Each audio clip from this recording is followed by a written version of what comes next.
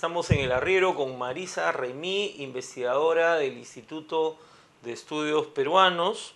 Hemos hablado de las comunidades indígenas, de las reducciones de indios, de las comunidades indígenas, de las comunidades campesinas. Se ha mencionado a algunos de los más importantes actores políticos de nuestra historia: el virrey Toledo, Simón Bolívar, Ramón Castilla, Augusto Leguía, Juan Velasco. Pero hay un tema pendiente, y es la selva, la Amazonía, para ser más exacto, las comunidades nativas. El presidente ha dicho que solo hay comunidades nativas en la selva y además que casi que su imagen de comunidad nativa es el no contactado, ¿no? Entonces, Marisa, estas comunidades tienen una historia distinta, digamos, ¿no? Pero si podemos resumir un poco rápidamente. Esas comunidades son los indios de frontera en la colonia. Es decir, tenemos los indios tributarios y afuera es un territorio poblado por pueblos que no fueron conquistados ni por los incas y tampoco por los españoles. Los araucanos en el sur son los indígenas de la selva, los onas de la Argentina, los charrúas de Uruguay, ¿no es cierto? Los indígenas de la Sierra de la Taconda, ¿cómo se llama? En Chiapas, en México. No, son indígenas que no son tributarios, son, comillas, salvajes. Ahí, en la colonia uno tiene los indios y los salvajes. Y que y la Amazonía es vista como un territorio de misión, ¿no? Entonces, lo que mandan es de vez en cuando misiones que entran, si tienen suerte se quedan como los jesuitas, si no, regresan en pedazos los franciscanos. En fin, es una frontera, ¿no? Los araucanos aprenden a montar caballo y entonces hay ejércitos que se chocan entre la gente de la colonia, de la Capitanía General de Chile, claro, con los araucas. En fin, toda la frontera es una frontera indígena, es una frontera viva, y son efectivamente estos pueblos. Estos pueblos no conquistados originalmente guardan su nombre, ¿no? Conservan la identidad. Su lengua, ¿no? Entonces, tenemos en el Perú 70 y tantos grupos etnolingüísticos porque conservaron su lengua. No se llaman indios, se llaman aguarunas, se llaman ayánicas, o ahora aguajún, ayánicas, nomatziguengas, pero que no necesariamente, no es que no había relación o contacto, ¿no? Había por lo menos contacto, con algunos grupos. Sí, claro, hay con algunos, mientras más cerca, mucho más contacto, más lejos no. De hecho, bueno, hay muchos estudios que dicen que incluso durante el propio Tahuantinsuyo hay contactos porque, en fin, todo el mundo busca la coca originalmente, entonces claro, hay espacios, hay conflictos, los machiguengas, por ejemplo, tienen tradiciones sobre su relación con los incas muy interesantes, relatos, narrativas, claro, en fin, los desprecian porque tienen estado, porque ellos no tienen estado. Es muy interesante. Entonces, estos pueblos, ¿no? Su peor momento es el siglo XIX, cuando se forman los estados nacionales, que se constituyen al interior de unas fronteras, ¿no es cierto? Estos pueblos quedan encerrados en relación a un estado que nunca han visto, ni les importa, ni claro, saben de qué se trata, ¿no es cierto? Muchos son exterminados, los onas en la Argentina, los charrúas del Uruguay, una buena parte de los pueblos araucanos. Bueno, y en nuestro caso se da el tema del caucho, ¿no? Y en nuestro caso se mantienen como una frontera ahí donde entran de vez en cuando unos hacendados a hacer té, coca, café, claro, y unos curas que van a civilizar salvajes. No sé, el pacto de la iglesia con digamos, el contrato de la iglesia con el Estado, se lo subió Pilar García Rondán, era la civilización de los indios salvajes de la Amazonia. Muchos indígenas no tienen contacto con el Estado peruano hasta los años 40 de este siglo. Otros un poco antes, digamos, bueno, en la época de los caucheros la relación no es con el Estado, es con estos salvajes de verdad, ¿no es cierto? Que usan que esclavizan a los indígenas y que el Estado no los protege, ¿no? Se reduce la población indígena en la Amazonía brutalmente, pueblos son deslocalizados, huyen, claro, etcétera. Se desplazan de la ribera, ¿no? Entonces lo que quedan son grandes grupos como los ayánicas, que son grandes, numerosos, claro, fuertes. Los aguajún también son grandes, numerosos, los lamas, los shipigos, ¿no es cierto? Shipigos también, aunque menos numerosos.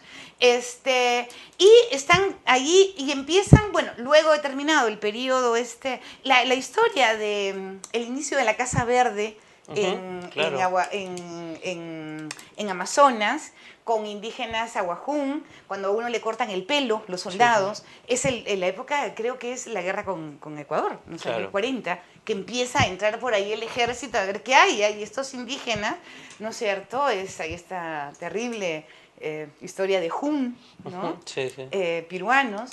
En fin, entonces esta relación con el Estado, esa sí es una relación relativamente externa, es decir, siempre han sido grupos que han tenido una identidad previa, ¿no es cierto? Con nombre propio, con lengua, etcétera, pero precisamente a diferencia de los indígenas de la sierra, de las comunidades indígenas o campesinas, ellos han sufrido diferentes tipos de asedios.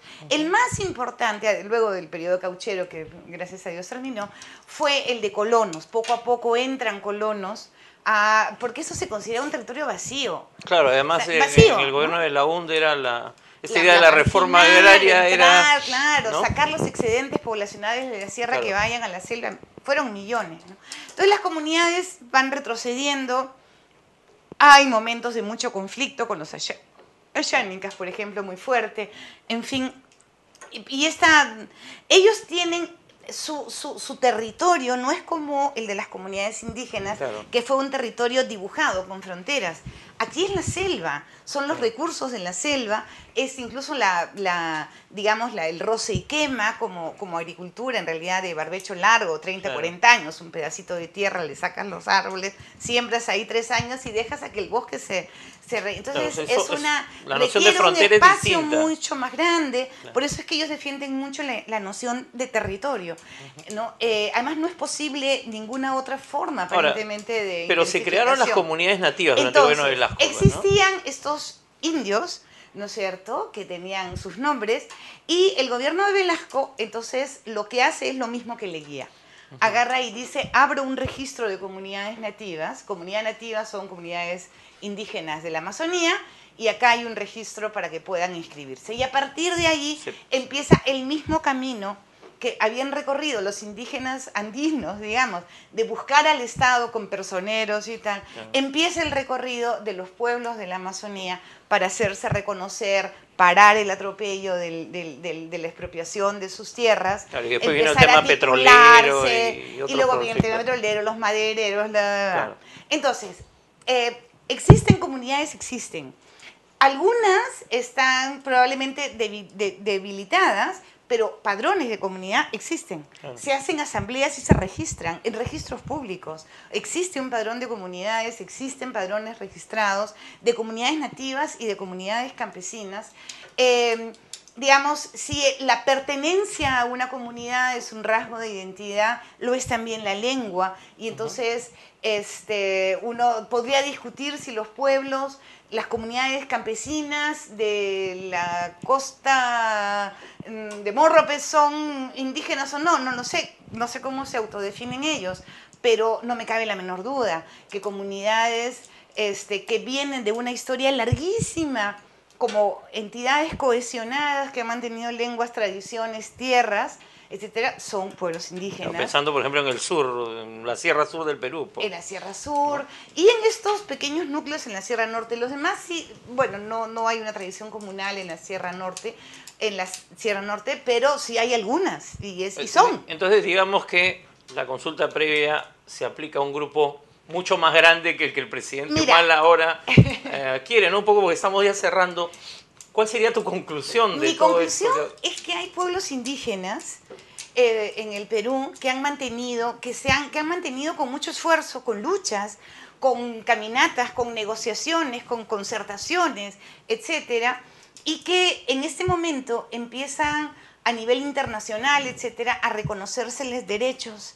Y me parece que lo mejor que se puede hacer es reconocérselos y y nada más. Es decir, como te decía al comienzo, son personas que han sido tratados como indios durante toda su historia, y al momento en el que a los indios se les reconoce derechos, empieza a decirse, pero ¿son indios? Claro. Bueno, son indígenas, ¿no? Hablan, tienen tradiciones, tienen una lengua, una identidad, cuentan historias antiguas de sus pueblos y han sido asediados por muchos sectores, y entonces internacionalmente se les reconoce el valor de esta tradición, el aporte a la humanidad en términos de su lengua, su taxonomía, su conocimiento, toda la riqueza etcétera. de su cultura. Toda la riqueza de una cultura que si no le damos elementos para que se defienda, ¿no? Para, en vez de, digamos, de negarle una pero que además no se trata de que la cultura tiene que estar aislada. O sea, tú puedes tener celular, computadora,